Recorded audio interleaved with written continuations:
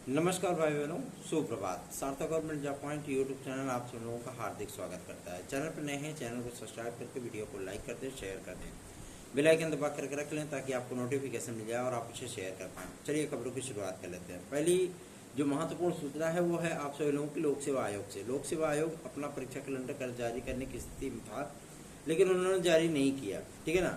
कहते नहीं है कि अब इस समय थोड़ा सा प्रशासन ढीला पड़ गया है, मतलब शासन थोड़ा सा ढीला पड़ गया है।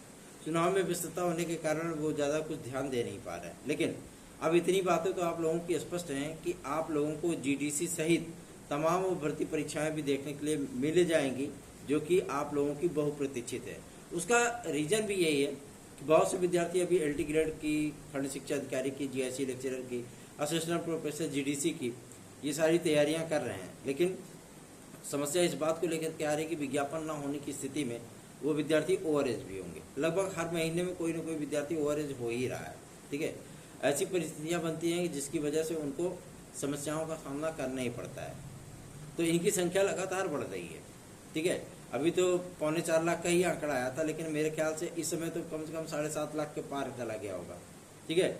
और विज्ञापन अगर मान लीजिए 1 या 2 महीने और भी डिले हुआ तो पक्का है कि और विद्यार्थियों की संख्या बढ़ जाएगी। ऐसी परिस्थितियों के लिए हम लोग ये प्रयास कर रहे हैं कि इन विद्यार्थियों को भी अवसर मिले। जैसे यूपीपीएससी के भर्ती परीक्षाओं में विद्यार्थियों को एक अवसर देने की बात कही गई है, शासन के माध्यम से ये चीज़ों का क्लियरेंस हुआ है। तो इसलिए आप सभी लोगों को इस बात को कंफर्म करने के लिए, ठीक है ना, कहीं ऐसा ना हो कि नेता है भैया बात करके वादे करके भूल जाते हैं, है ना, तुम तो ठहरे परदेसी तो ऐसी परिस्थितियां नहीं होनी चाहिए। इसलिए आप सभी लोगों को थोड़ी सी एकजुटता बना करके रखनी होगी। आप लोग निष्क्रियता का पाठ पढ़ा रहे हो इसमें। अगर आप लोग निष्क्रिय बने रहोगे तो जाहिर सी बात है आपका ही कार्य है, तो टीम के सदस्य भी निष्क्रिय हो जाएंगे। और जब वो निष्क्रिय होंगे तो जाहिर सी बात है आपको समस्याओं का सामना करना पड़ेगा, है ना। क्योंकि हम लोग भी काम कर पाते हैं किसके माध्यम से, अब हर जगह तो हम जा नहीं सकते ना, तो टीम के सदस्य ही काम करते हैं। तो इसलिए आप सभी लोगों को थोड़ा सा बूस्टअप करना होगा। ठीक। और कार्य करिए, साथ में जुड़िए अधिकाधिक संख्या में, ताकि हम लोग भी बेहतरीन से बेहतरीन रिजल्ट आप लोगों के लिए ला सकें।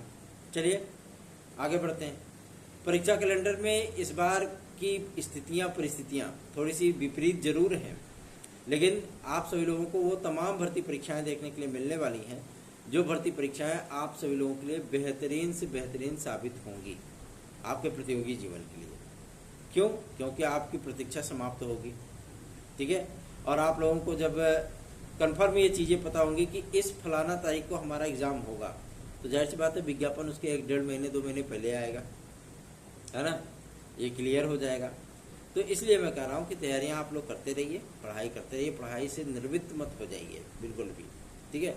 और एलटी ग्रेड जीआईसी हो, चाहे आपका जीडीसी हो, चाहे खंड शिक्षा अधिकारी हो, ये इसीलिए ही थोड़ी सी डिले की जाती है। इसलिए बताया जाता है कि अभी शैक्षिक अर्हता का विवाद है, ताकि विद्यार्थी दबाव न डालें कि हमको विज्ञापन जारी करना है। शासन स्तर से जो मैटर था वो क्लियर हो गया। ठीक है ना। तीनों की फाइलें एक साथ भेजी गई थी, सहायक अभियंत्रण सेवा परीक्षा का, सहायक कृषि सेवा परीक्षा का, एलटी ग्रेड और जीआईसी का। ठीक है। ये बातें क्लियर करने के लिए, और तीनों का क्लियरेंस एक साथ मिला है। ठीक है ना। लेकिन कहते नहीं है कि आयोग स्तर पे आकर के वैकेंसी रुक गई, बाकी और कहीं से कोई दिक्कत नहीं है, सारी चीज़ें क्लियर हैं। तो आयोग स्तर से अगर ये चीज़ें हुई हैं, वैकेंसियाँ आप सभी लोगों की रुकी हुई हैं, तो आप सभी लोगों को भी थोड़ा सा सहयोगात्मक रवैया अपनाना होगा, साथ में जुड़ना होगा। ठीक है ना। ताकि हम लोग भी एक बेहतरीन सा मुहिम चला करके आप लोगों के लिए विज्ञापन जारी करा सके। भाई जो विद्यार्थी उम्र सीमा के आखिरी पड़ाव पर आकर के खड़े हो गए हैं कि अगर विज्ञापन को 1-2 महीने 3 महीने में नहीं मिला तो वो भी ओवरएज हो जाएंगे। तो ऐसी परिस्थितियों के लिए जाहिर सी बात है आप ही जिम्मेदार होंगे। क्यों? क्योंकि आप निष्क्रिय बन करके बैठे हो, तमाशा देख रहे हो फिर, है ना, तो समस्याएं भी आपको ही होंगी। इसलिए कह रहा हूँ कि अधिकाधिक संख्या में वीडियोस को शेयर किया करिए, चैनल को सब्सक्राइब करिए, वीडियो को लाइक किया करिए। और आप लोगों को मैं बता दूं, जो हमें लगता है कि जो 10 तारीख तक का वक्त दिया गया है, उसी बीच में ही आप सभी लोगों को परीक्षा कैलेंडर देखने के लिए मिलेगा। क्योंकि सचिव महोदय ने कहा था ना कि हमें सर्वेक्षण करना है, सेंटरों का पूरा जानकारी प्राप्त तो हो गई है, लेकिन उन सेंटरों पर क्या क्या सुविधाएं हैं जो आयोग के स्तर पर हों, वो सारी चीज़ें हमारी क्लियर होनी चाहिए, फिर हम परीक्षा कैलेंडर जारी कर पाएंगे। क्यों? क्योंकि इसमें यूपीएससी भी अपना परीक्षा कैलेंडर जारी कर चुका है, संघ लोक सेवा आयोग, है ना। तो इन तमाम चीज़ों को ध्यान में रखते हुए इनका परीक्षा कैलेंडर बनाया गया है। और शिक्षा सेवाचयन आयोग भी अपना परीक्षा कैलेंडर आपका जुलाई में देने वाला है। तो जब जुलाई में आएगा तो ये सारी चीज़ें एकदम कन्फर्म होनी चाहिए। क्यों? क्योंकि लगभग जितने भी विद्यार्थी उत्तर प्रदेश लोक सेवा आयोग की वैकेंसी में बैठते हैं, वही सेम विद्यार्थी आपके जाएंगे शिक्षा सेवाचयन आयोग की भी वैकेंसी में। तो इन दोनों में कॉम्बिनेशन सही होना ही चाहिए, नहीं विद्यार्थियों की एक परीक्षा होगी दूसरी छूट जाएगी, ठीक है ना। तो इन तमाम चीज़ों पर भी ध्यान दिया जा रहा है। 10 तारीख तक का आप लोगों का वेट करना होगा। अगर आप लोग 10 तारीख तक वेट करते हैं तो जाहिर सी बात है आप लोगों को परीक्षा कैलेंडर मिलेगा, क्योंकि ये सचिव जी के मुखार बिंदु से निकले हुए शब्द थे कि हम 10 तारीख तक परीक्षा कैलेंडर अपना जारी कर देंगे। तो देखना दिलचस्प होगा, मई की स्टार्टिंग हो ही चुकी है ना। तो आप सभी लोगों को भी थोड़ा सा वेट तो जरूर करना होगा। धैर्य के साथ अपनी तैयारियों को आप कंटिन्यू रखिए। और इसमें तो मीडिया से लेकर के नेता तक आप सभी लोगों के गली कूचों में जो है बबूल के फूल की तरह आपको मिलेंगे, ठीक है ना। तो वोट उसी को जो आपकी समस्याओं को सुने, ठीक है ना। सीधी सी बात है, आप बेझिझक होकर के उनके सम्मुख अपनी बातों को रख सकते हैं, अपनी समस्याओं को रख सकते हैं कि हमारी ये समस्या है, हमारा इन समस्याओं का निराकरण होना चाहिए, चीज़ें क्लियर होनी चाहिए, स्पष्ट होनी चाहिए। चलिए आगे बढ़ते हैं। शिक्षा सेवाचयन आयोग में आप सभी लोगों में बता दूं कि भैया ये महानतम कार्य केवल इंडिया में ही पॉसिबल है कि अर्जी फर्जी ढंग से जो है मतलब शिक्षकों की नियुक्तियां हो जाती हैं। बप्पा रे बप्पा। अब बताओ, कुछ ऐसे भी शिक्षक हैं जो कि नियुक्त होने के जब रिटायरमेंट के पास पहुंचते हैं तब उनका पता चलता है भैया ये फर्जी थे। अब बताओ, ऐसे देखिए कितने शिक्षकों की नियुक्तियां कैंसिल हुई हैं। तो ऐसी परिस्थितियां बनती ही क्यों हैं कि अर्जी फर्जी तरीके से शिक्षकों की नियुक्तियां क्यों बनती हैं? क्या योग्यतम विद्यार्थी नहीं है कि उनकी आवश्यकता नहीं है? जाहिर सी बात है, ये पद जिन विद्यार्थियों को मिलना चाहिए उन विद्यार्थियों के पदों को कुछ फर्जीवाड़ा करने वाले लोग होते हैं, अधिकारियों की मिली भगत से ही सारा का सारा दबा दिया जाता है। और ऐसे ऐसे लोगों को नियुक्तियां कर दी जाती है जिनके विषय में विद्यार्थी, अब भाई वेटिंग लिस्ट में कौन विद्यार्थी देखने जाएगा? सीधी सी बात है। मान लीजिए चलिए ठीक है, ये मामला तब खुला जब कोर्ट ने वेरिफिकेशन करने के लिए कहा, मतलब याचिका जो डली है उस पर भाई पदों का वेरिफिकेशन होगा, तभी उन विद्यार्थियों का होगा जो याचिका में है ना। जब वेरिफिकेशन स्टार्ट हुआ तब ये गलती पकड़ में आई, सीधी सी बात है। अब ये गलती पकड़ में आई है तो कई लोग जो है सस्पेंड होंगे, कई अधिकारियों पे कार्रवाई होगी, सीधी सी बात है। तो ये फर्जीवाड़ा होता ही क्यों है? ऐसी स्थितियां बनती क्यों है कि जो विद्यार्थी योग्यता में वो बेचारा बेरोजगार है, और जो विद्यार्थी उनको मैं नहीं कहूँगा, ठीक है ना, जो लोग ऐसे हैं उनको नियुक्तियां मिल जाती हैं, वेतन भी मिलने लगता है। अंधे के हाथ बटेर लगना, बस वही वाली स्थिति है ना। योग्यता विद्यार्थी बेचारा बाहर है, वो कोर्ट की लड़ाई लड़ रहा है, और अयोग्य लोग जो है नौकरी कर रहे हैं।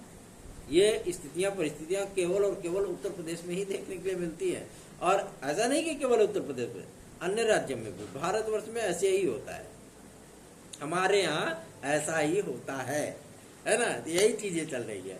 तो ठीक है, ये चीज इन लोगों को भी फाइनल करने के बाद अच्छी बात है कि आपके पदों पर जो लोग कुंडली मार करके बैठे हुए थे, है ना, उनको हटाया जाएगा, फिर आपकी नियुक्तियां होंगी, है ना। और जो चीजें प्रॉपरली हों वो जाहिर सी बात है हमेशा ही इफेक्टिव रहती हैं। तो थोड़ा सा धैर्य जरूर रखिएगा। टीजीटी पीजीटी 2016-2021 के हमारे भाई बहन लोग, ठीक है, आप लोग परेशान मत होइए बिल्कुल भी। और हम सभी लोग भी तमाम उन चीज़ों पर ध्यान देते हैं जो हमारे भाई बहनों के हित से जुड़े हुए होते हैं, इसलिए आप लोगों को चिंतित होने की आवश्यकता नहीं है।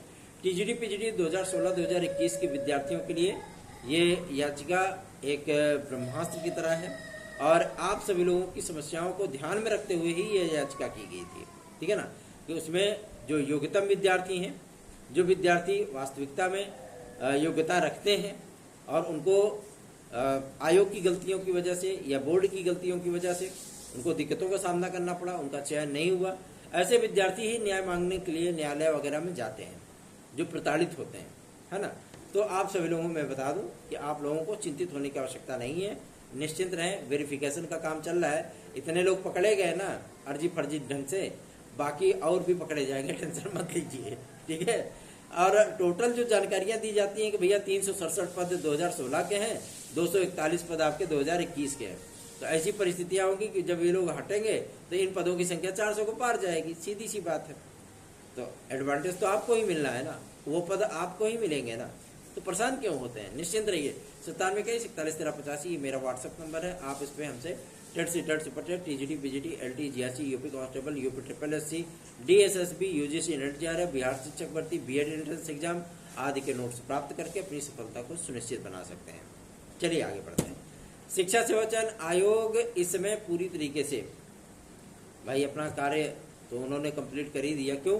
क्योंकि 2022 का जो फार्मों की स्कैनिंग होनी थी वो तो जब चयन बोर्ड था तभी कंप्लीट कर लिया गया था।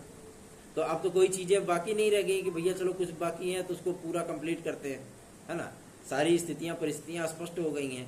तो आप सभी लोगों में बता दूं कि अब इनको केवल और केवल सेंटरों के लिए पत्र भेजना है और सूचना प्राप्त हुई है कि ये प्रक्रिया भी आप लोगों की 1-2 दिन में स्टार्ट होने चल रही है, ठीक है ना।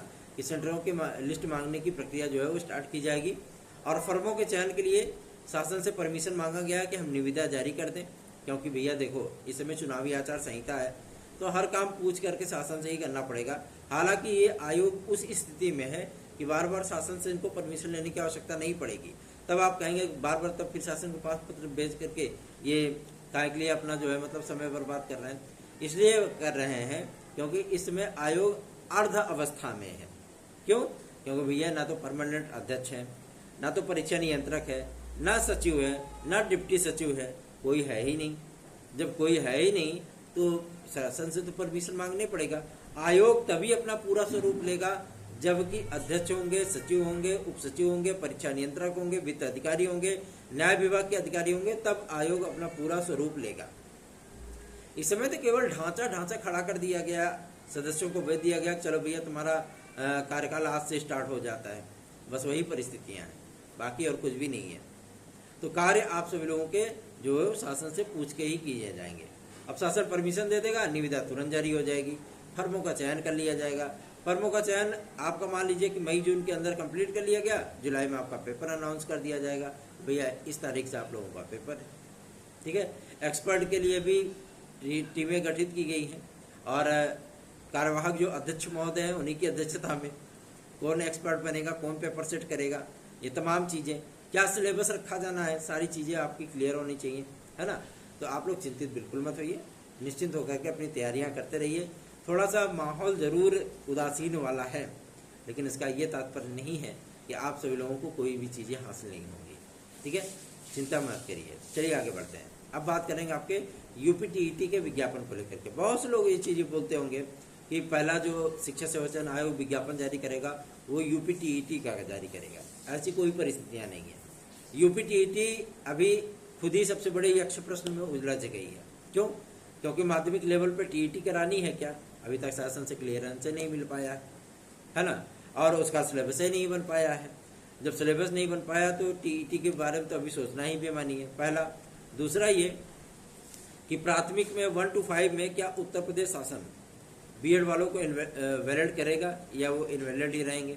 ऐसी परिस्थितियां बनेंगी तो इनको एनसीटीई से परमिशन लेना पड़ेगा।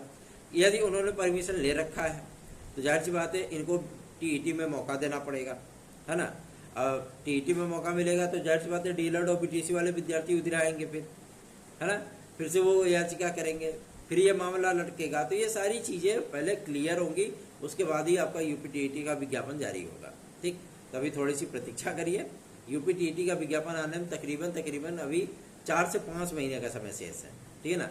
वर्ष के अंतिम सप्ताह में ही, मान लीजिए अंतिम महीने में ही, सप्ताह नहीं अंतिम महीने में ही मान लीजिए कि नवंबर दिसंबर तक ही आप लोगों को यूपीटीईटी 2024 देखने के लिए मिल सकता है। तो आप लोग अपनी तैयारियां स्टार्ट रखिए और हम लोग भी लगातार अधिकारियों के पास ज्ञापन दे रहे हैं विद्यार्थियों के एज रिलैक्सेशन के लिए। लगातार उनसे रिक्वेस्ट कर रहे हैं कि विद्यार्थियों को एज रिलैक्सेशन मिल जाए, क्योंकि जो विद्यार्थी तैयारी कर रहे हैं इतने सालों तक विज्ञापन नहीं आता। 2018 के बाद एलटी नहीं आई है, 2021 के बाद आपका जीएससी लेक्चरर नहीं आया है, 2018 के बाद आपका खंड शिक्षा अधिकारी नहीं आया है। तो ये तमाम ऐसी भर्तियां हैं जिसमें विद्यार्थी अच्छी खासी संख्या में तैयारी करते हैं और वो जब ओवर एज होंगे तो जाहिर सी बात है कहेंगे अरे बप्पा रे हम तो बिना परीक्षा दिए ओवरेज हो गए। तो ऐसी परिस्थितियां बने ही क्यों? अगर ऐसी परिस्थितियां बनी हैं तो विद्यार्थियों को अवसर मिलना चाहिए। आप सभी लोगों की मांगों को हम लोग धार देते हैं, तो आप सभी लोगों से यही रिक्वेस्ट करेंगे कि अधिकाधिक संख्या में हमको सपोर्ट करिए, ताकि हम लोग भी कुछ अच्छे बेहतरीन से कार्य कर सकें। धन्यवाद। आप सभी का दिन शुभ।